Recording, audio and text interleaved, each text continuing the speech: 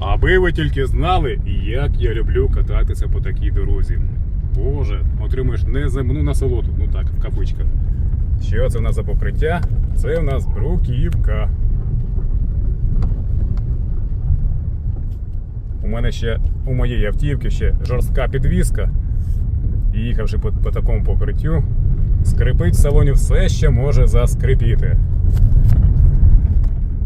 Єдиний плюс в тому, що можна перевірити підвіску власного авто. Почуєте те, що гупає, стукає, і будете прислухатися.